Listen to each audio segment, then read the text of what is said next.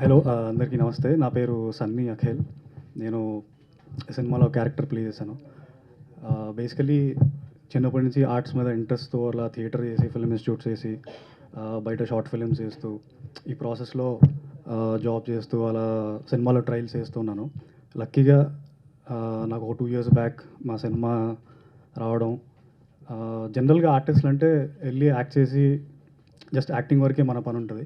కానీ సినిమా మాది కాబట్టి లైక్ ప్రతి క్రాఫ్ట్‌లో ప్రీ ప్రొడక్షన్ నుంచి పోస్ట్ ప్రొడక్షన్ వరకు, పోస్ట్ ప్రొడక్షన్‌లో ఏమేమి జరిగింది, సినిమా ప్రొడక్షన్ మేకింగ్‌లో ఏం జరిగింది, like A to Z cinema అసలు బయటికి రావాలంటే ఎంతమంది కష్టం ఉంటది, అసలు సినిమా నాలెడ్జ్ ఏంటి, ఎవ్రీథింగ్ నాకు తెలిసింది.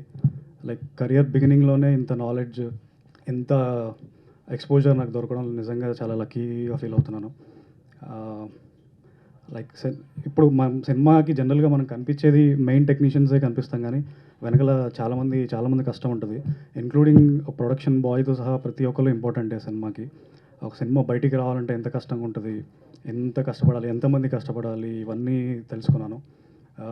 డెఫినెట్‌లీ ఒక 2 ఇయర్స్ బ్యాక్ చూసుకుంటే నేను నాలో ఉన్న మెచ్యూరిటీ, సినిమా పట్ల నాకున్న ఇష్టం ఇదంతా ఆబ్వియస్లీ ఒక 2 ఇయర్స్ తర్వాత నేను చాలా నేర్చుకున్నాను, కొంచెం డెవలప్ అయ్యానని ఫీల్ అవుతున్నాను. So yeah! మన జూలై 18థ్, ఈ మంత్ 18థ్ ఇంకొక 3-4 డేస్‌లో మా సినిమా రిలీజ్ ఉంది. అందరూ చూడండి. నాకు బేసికలీ జనరల్‌గా ఒక కమర్షియల్ క్యారెక్టర్స్, సాంగ్స్ నార్మల్ ఇలా కాకుండా కెరియర్ బిగినింగ్‌లోనే కొంచెం నా యాక్టింగ్స్‌కి స్కోప్ ఉన్నది. నా లైఫ్‌లో ఒక మైల్ స్టోన్ అయ్యే క్యారెక్టర్ నాకు దొరికింది. దీంట్లో రెగ్యులర్ క్యారెక్టర్ కాదండి. కొంచెం మెంటల్లీ రిటార్డెడ్ క్యారెక్టర్. డైలాగ్స్ ఉండవు. ఓన్లీ ఎక్స్‌ప్రెషన్స్, బాడీ లాంగ్వేజ్‌తో చూపియాలి. డబ్బింగ్‌లో కూడా కొంచెం టాస్క్‌గానే ఉండే నాకు. డైలాగ్స్ లేకుండా షౌటింగ్‌తో కొంచెం రకరకాల ఎమోషన్స్ చూపియాలి. సో, డెఫినెట్‌లీ సినిమా రిలీజ్ తర్వాత కొంచెం ఎక్స్‌పోజర్ వస్తది నాకు. నా యాక్టింగ్ కెరియర్ వైస్ కూడా నాకు ఒక పోర్ట్‌ఫోలియో లాగా ఉంటది అని డెఫినెట్‌లీ ఫీల్ అవుతున్నాను. కొంచెం మాలాంటి యంగ్ యాక్టర్స్‌ని ఎంకరేజ్ చేయండి. ప్రెస్ వాళ్ళు మీరు కొంచెం జనరల్‌గా చేసే ప్రమోషన్ కాకుండా ఇంకొంచెం ఎక్కువ ప్రమోట్ చేసి మాలాంటి వాళ్ళకి హెల్ప్ అవుతుంది. So, definitely thank you so much. నాకు ఈ స్టేజ్ మీద నించొని మాట్లాడే ఎవ్రీథింగ్, నాకు సినిమా స్టార్టింగ్ నుంచి ప్రతి ఒక్క స్టెప్ నా అదృష్టంగా ఫీల్ అవుతున్నాను. ఎందుకంటే సినిమాలోకి రావాలని చాలామంది చాలా స్ట్రగుల్ ఫేస్ చేస్తూ ఉంటారు ఎవ్రీడే. మా సినిమా షూట్ టైంలో కూడా నేను పొద్దున్నే 5:00 అలా బస్సులో వెళ్తుంటే అక్కడ జూనియర్ ఆర్టిస్టులను చూడడం. సో, సినిమాలోకి రావాలంటేనే ఇంత కష్టంగా ఉంటది. అలాంటిది నా కెరియర్ బిగినింగ్‌లోనే ఇంత మంచి క్యారెక్టర్ దొరకడం, సినిమా గురించి, టెక్నీషియన్స్ గురించి, అసలు సినిమా ప్రాసెస్ గురించి తెలియడం, ఇదంతా డెఫినెట్‌లీ నేను చాలా లక్కీగా ఫీల్ అవుతున్నాను. And that's all. 18థ్‌కి సినిమా రిలీజ్ అవుతుంది. మీరందరూ చూసి ఎంకరేజ్ చేయండి. Thank you so much. సభకి నమస్కారం అండి. ఇక్కడికి విచ్చేసిన పెద్దలకి, పిన్నలకి అందరికీ కూడా నా అభినందనలు. మీడియా మిత్రులందరికీ నా నమస్కారాలు తెలియజేస్తున్నాను. నేను మీ అందరికీ తెలుసు. నా పేరు జయవాహిని. నేను చాలా సీరియల్స్ చేశాను. దాంతోపాటు సినిమాలు కూడా ఇంతకుముందు నేను చేశానండి. కాకపోతే ఏంటంటే సీరియల్స్‌లో ఉండే బిజీ వల్ల నేను సినిమాల మీద కాన్సంట్రేట్ చేయలేదు. కానీ ఇప్పుడు ఒక 1½ ఇయర్‌గా నేను ఫుల్‌గా సినిమాలే చేద్దామని చెప్పి సినిమాలు చేస్తున్నాను. ప్రస్తుతం ఒక 4 ప్రాజెక్ట్ చేస్తున్నానండి.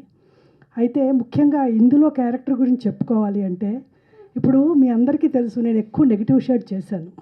కానీ ఒక్క డైరెక్టర్‌కే అర్థమవుతుందండి. ఒక ఆర్టిస్ట్ ఏమి చెయ్యగలదు, వాళ్ళ కెపాసిటీ ఏంటి, వాళ్ళని ఎలా తీర్చిదిద్దొచ్చు అని.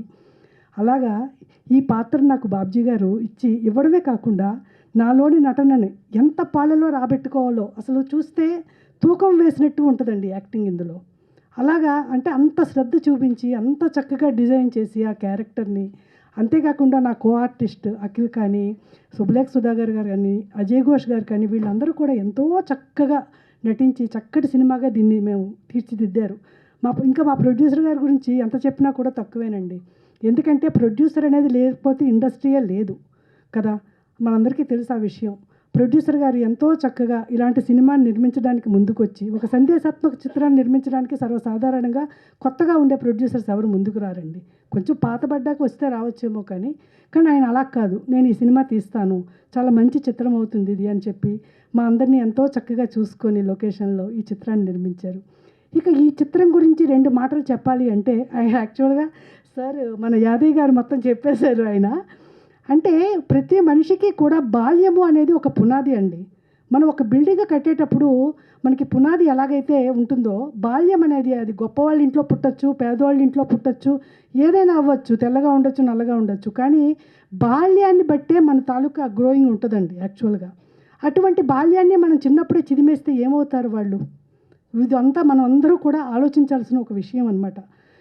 చాలా బాగుంటుందండి ఈ సినిమా. ఎందుకంటే ఒక గొప్ప మానవతా దృక్పథంతో తీశారు ఈ సినిమాని. మరి మీలాంటి వాళ్ళందరూ కూడా మమ్మల్ని అందరినీ ఎంకరేజ్ చేయాలని, ఈ చిత్రాన్ని తప్పకుండా విజయవంతం చేయాలని మనస్ఫూర్తిగా కోరుకుంటూ థ్యాంక్ యూ సో మచ్ అండి. ఈరోజు పోలీసు వారి హెచ్చరిక సినిమా టికెట్ లాంచింగ్ ప్రెస్ మీట్కి వచ్చేసినటువంటి అతిథులందరికీ, అదేవిధంగా బంధుమిత్రులకు, మీడియా మిత్రులకు, మా టెక్నీషియన్స్కి, మా నటీనటులకు, మా డైరెక్టర్ గారికి, మొత్తం 24 క్రాఫ్ట్స్ అవుతున్న అందరికి కూడా నేను ధన్యవాదాలు తెలియజేసుకుంటూ, నేను ఈ సినిమా తీయడానికి, నా పేరు మీరందరికీ తెలుసు, బెల్లి జనార్దన్. నేను ఆర్మీలో 20 సంవత్సరాలు పనిచేశాను, మీరు ఏవి చూశారు. సో అక్కడి నుంచి వచ్చిన వాడిని ఇక్కడికి. ఈ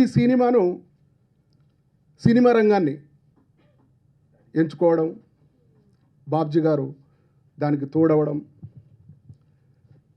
తను కథని ఏ విధంగా తీసుకెళ్ళాలి, ఎలా చేయాలి, ఎలా డెవలప్ చేయాలి, అన్ని రకాల స్కిల్స్. అంటే నాకు తెలిసి, అంటే మొదటి గురువు అంటారు కదండి దేంట్లోనైనా.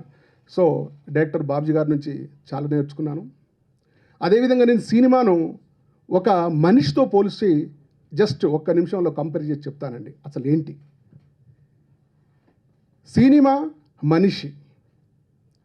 మనిషికి బ్రెయిన్ అనేది ఇంపార్టెంట్ అండి, అందరికీ తెలిసిన విషయం, నేను కొత్తగా చెప్పేదేం లేదు. కానీ ఆ బ్రెయిన్ వచ్చేసి ఎవరు అంటే మన సినిమాలో ఎవరై ఉంటారు? డైరెక్టర్, బ్రెయిన్ లాంటి వారు. ఆ తర్వాత ఐస్, కళ్ళు అనేది డిఓపి, డైరెక్టర్ ఆఫ్ ఫోటోగ్రఫీ, వాళ్ళు మన కళ్ళు లాంటి వారు. అదేవిధంగా మన యొక్క చెవులు ఎవరై ఉండొచ్చు? Music director, sounds, effects, visuals, రకరకాల క్రాఫ్ట్స్ అన్నీ పనిచేసావు, అవన్నీ కూడా చెవులు లాంటివండి. అదేవిధంగా చేతులు లాంటివి, ఏదైతే ఎడిటర్ కావచ్చు, ఫోటో స్టిల్స్ కావచ్చు, ఇంకెవరైనా మన టెక్నీషియన్స్ అందరూ కూడా చేతులు లాంటి వాళ్ళు. ఈ చేతులు లేకపోతే ఏ పని జరగదు. అలానే టెక్నీషియన్ లేకపోతే ఎంత గొప్ప సినిమా డైరెక్టర్ గారు తీసినా, ఎంత డబ్బు ఖర్చు పెట్టి నిర్మాత పెట్టినా, అక్కడ వాళ్ళ చేతుల్లో, వాళ్ళ టెక్నీషియన్ చేతుల్లోనే ఇవంతా ఎలా చేయాలి, నూతనంగా ఎలా ఉండాలి అనేది స్కిల్స్ యూజ్ చేసి వాళ్ళు దీన్ని ఈ రూపాన్ని మనకు తీసుకొచ్చారు సార్. అదేవిధంగా మనిషికి కాళ్ళు అనేది, గమ్యానికి చేరుకోవాలంటే కాళ్ళు లేకుంటే మనం చేరుకోలేం, ఏదో ఒకటి మీడియా ఉండాల్సిందే. అలాంటి ఈరోజు ఈ సినిమా కాదు, ఏ సినిమాకైనా కాళ్ళ లాంటి వాళ్ళు మన మీడియా మిత్రులు, పిఆర్ఓ గారు. అదేవిధంగా ప్రేక్షక దేవుళ్ళ కాడికి తీసుకుపోయేదంతా ఈ మీడియా మీదనే ఆధారపడి ఉంది కాబట్టి కాళ్ళ లాంటి వాళ్ళు, అదేవిధంగా డిస్ట్రిబ్యూటర్స్ కూడా కాళ్ళలానే ఈ సినిమాని తీసుకెళ్తారు కాబట్టి, గమ్యాన్ని చేరుస్తారు కాబట్టి, ప్రేక్షక దేవుళ్ళ దగ్గర చేరుస్తారు కాబట్టి వాళ్ళకు కూడా కాళ్ళలా పోల్చుకుంటాం. అదేవిధంగా కాళ్ళు, కళ్ళు, చెవులు, ముక్కు అన్నీ ఉండొచ్చండి. కానీ ఏముండాలి? గుండె. అయితే గుండెలో ఎన్ని భాగాలండి? 2 భాగాలు, జఠరిక, కర్ణిక. అలానే జఠరికలో జనార్దన్, కర్ణికలో మా మేడం గారు నాగమణి. నిజంగా చెప్తున్నాను, ఈ కర్ణిక, జఠరికలు అనేది మొత్తం బాడీకి పంపింగ్ చేస్తుందండి బ్లడ్ని. Yes sir, no sir? So ఈ పంపింగ్ చేసే విధానం నిర్మాతగా నేనుండి, మా టెక్నీషియన్లు ప్రతి ఒక్కరు కూడా ఎలా గుండె పంపు చేసిందో అలా వాళ్ళు కూడా వాళ్ళకు తోసిన నూతన విధానాన్ని యాక్టింగ్లో కానీ, టెక్నీషియన్స్ యొక్క స్కిల్స్లో కానీ గొప్పగా చేశారు. ప్రతి ఫ్రేమ్కు మా డైరెక్టర్ గారు ప్రాణం పెట్టారు. ప్రతి ఫ్రేమ్కు మీరు చూస్తుండండి, ఎలాంటి ట్విస్టులు ఉంటాయో, ఎలా ఉంటాయో మీకు అర్థమవుతుంది. సో ఇదంతా కూడా నేను సినిమాని బాడీతో పోల్చానండి. కాబట్టి ఈరోజు మీడియా మిత్రులు మీరందరూ కూడా నేను సవినయంగా మనవి చేసుకుంటున్నాను. మీ ద్వారానే ప్రేక్షక దేవుల దగ్గర చేరాలి.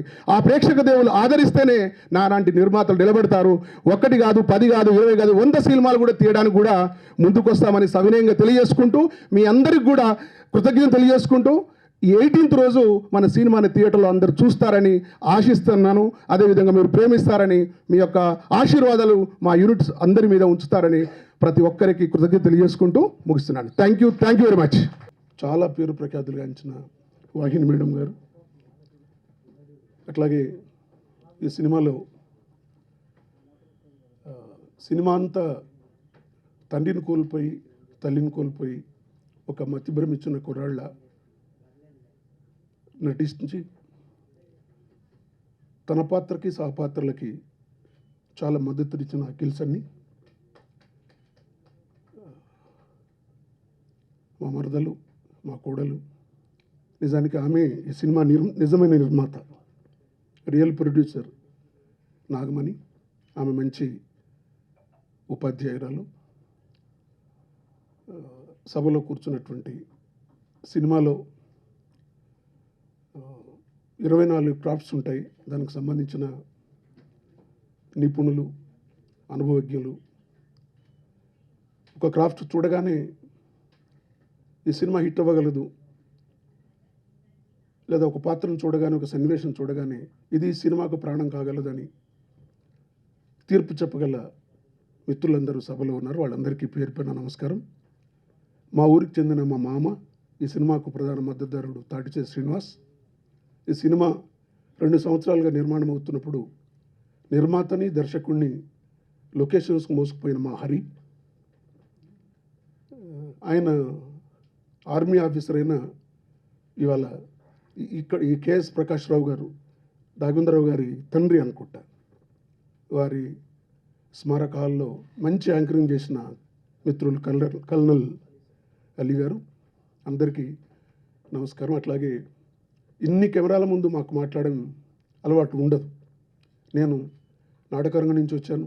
కొక్కరొకో, శవం లేచిపోయింది, భూస్వామి, నరకలో లంచం, డాక్టర్ పరంకుశం నాటకం లేచాం. కానీ రాత్రిపూట వీధుల్లో 4 రోడ్ల మధ్య తెరగట్టి ఆడాం. కానీ ఒక 30 ఏళ్ల తర్వాత ఇన్ని కెమెరాల ముందు మాట్లాడుతున్నాను. క్లాస్ రూమ్లో అయితే పిల్లల కళ్ళే కెమెరాలు. అందుకని ఇప్పుడు కొంచెం నాకు ఉద్వేగంగా ఉంది, కొంత గగురుపాటుగా ఉంది. అయినప్పటికీ సినిమా గురించి బాగా తెలిసిన వాడిగా, మా తమ్ముడు నిర్మాత కాబోతున్నప్పుడు ఈ సినిమా సమాజానికి ఏమిస్తుంది, నిర్మాతకి డబ్బు తెచ్చిపెడుతుంది, దర్శకుడికి పేరు తెచ్చిపెడుతుంది, ఇందులో నటించిన నటీనటులకు మంచి ఎక్స్ప్లోర్ అవుతుంది అనే విషయం మనం అందరం అనుకున్నదే.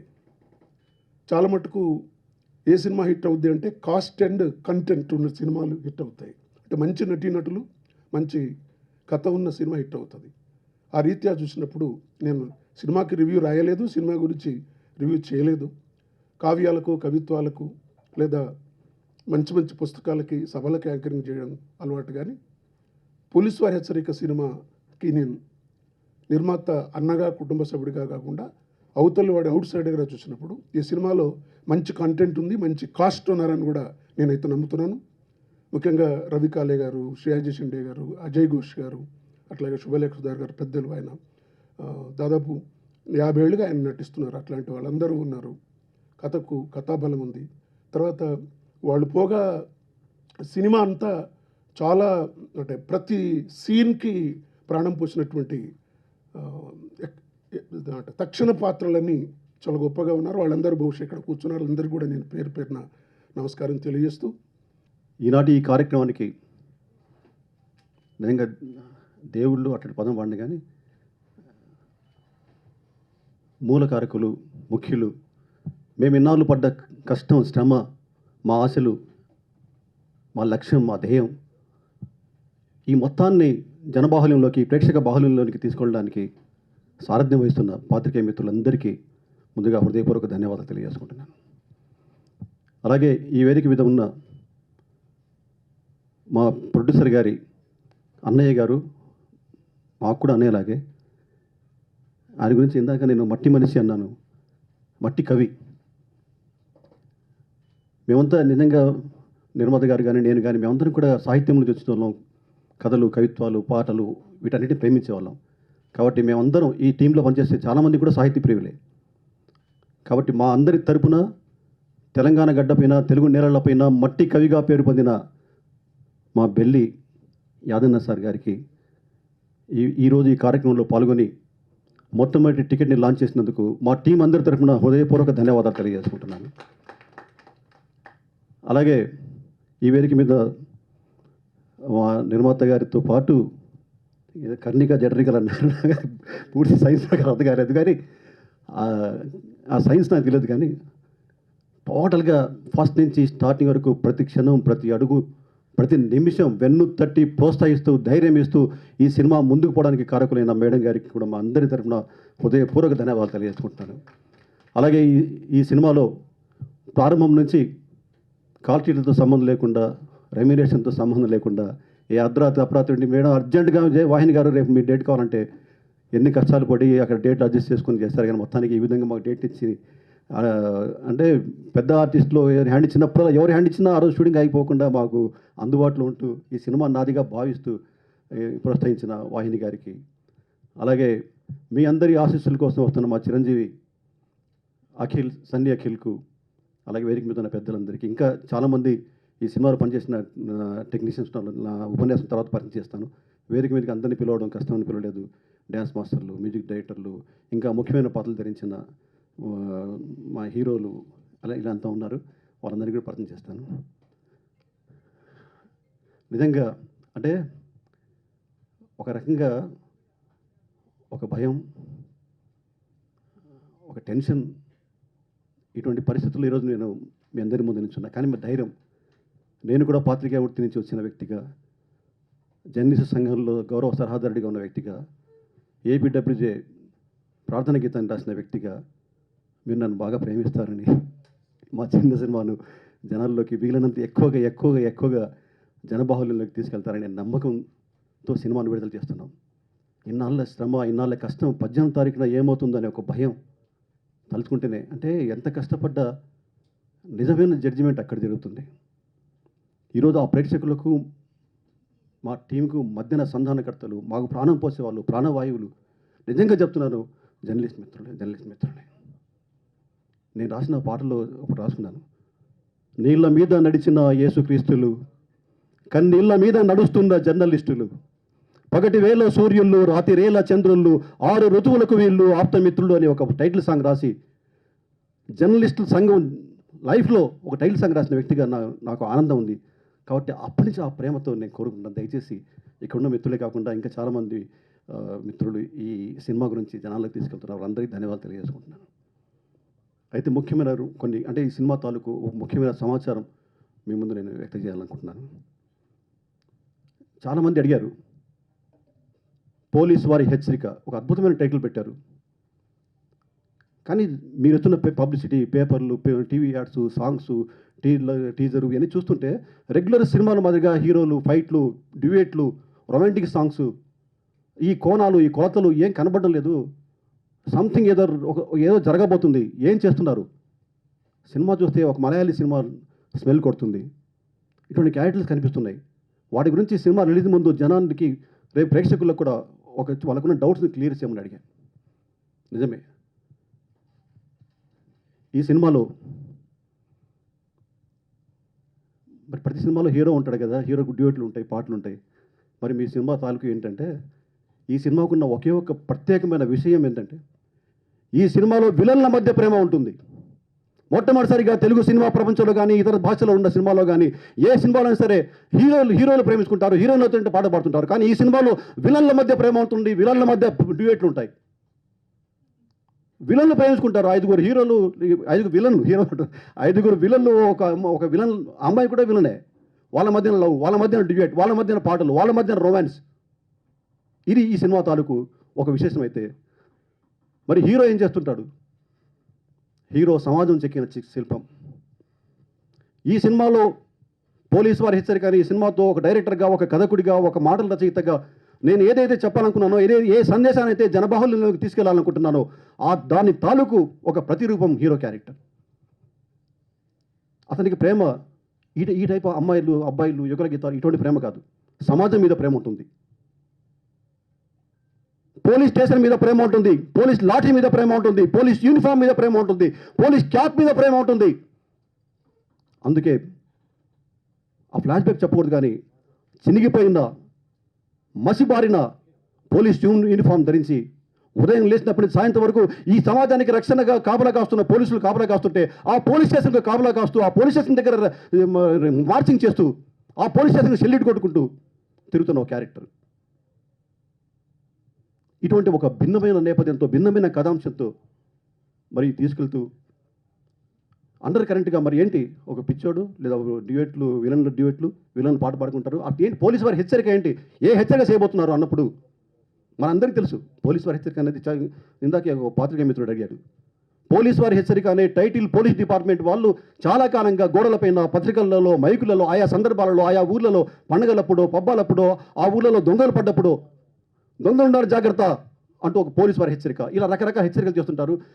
మీరు అంత క్రేజ్గా ఉన్న విషయం కాబట్టి ఆ టైటిల్ పెట్టుకుని సినిమా పెట్టారా అని అన్నప్పుడు నేనేం చెప్పానంటే, ఇందాకే క్రేజ్ ఉన్న విషయం వాస్తవమే. పోలీసు వారి హెచ్చరిక ఒక సినిమాకు ఏదైనా ఒక టైటిల్ పెట్టుకున్నప్పుడు ఆ టైటిల్ జనాల్లోకి వెళ్ళడానికి చాలా కష్టపడాలి, చాలా ఖర్చు పెట్టాలి, చాలా ప్రెస్ మీట్లు పెట్టాలి, చాలా యాడ్లు ఇవ్వాలి. కానీ ఆ ఖర్చు, ఆ శ్రమ ఏం లేకుండా నిజంగా పోలీస్ డిపార్ట్మెంట్ వాళ్ళే మా కోసం ముందస్తుగా ప్రచారం చేశారేమో అని చెప్పేసి నేను భావిస్తూ వాళ్ళకి ఇక్కడ ధన్యవాదాలు తెలియజేసుకుంటున్నాను. అయితే ఈ సినిమాలో పోలీస్ డిపార్ట్మెంట్ పెద్దలు వాళ్ళు చేసిన హెచ్చరిక కాదు, ఇది నిజమైన ఇంకొక భిన్నమైన అదే హెచ్చరిక అయితే, ఏ అంశాల గురించి దేని గురించి పోలీసులు హెచ్చరిక చేస్తారో అదే హెచ్చరిక అయితే సినిమా తీయాల్సిన అవసరం లేదు, ఆల్రెడీ వాళ్ళు చేసేసారు. సినిమాలో చెప్పాల్సిన అవసరం లేదు, వాళ్ళు చెప్పేశారు. కానీ ఆ టైటిల్ పెట్టుకొని మళ్ళీ ఏం చెప్తున్నాం, అదే ఈ సినిమాకు మూలం, అదే ఈ సినిమాకు ప్రాణం, అదే ఈ సినిమాకు గుండెకాయ. ఇది నేరాలకు సంబంధించిన హెచ్చరిక కాదు, ద్రోహాలకు సంబంధించిన హెచ్చరిక కాదు, జేబు దందల కోసమో ఇంకోటి కోసం సంబంధించిన హెచ్చరిక కాదు. ఇది మానవీయ కోణంతో చేస్తున్న హెచ్చరిక. ఎవరైతే పోలీస్ డిపార్ట్మెంట్ వాళ్ళు ఉన్నారో ఆ సదరు పోలీస్ డిపార్ట్మెంట్ వాళ్ళు ఈ సమాజానికి, ఈ దేశానికి, ఈ ప్రపంచానికి మానవీయ కోణంతో చేస్తున్న హెచ్చరిక పోలీస్ వారి హెచ్చరిక. For more videos like this, subscribe Big TV channel.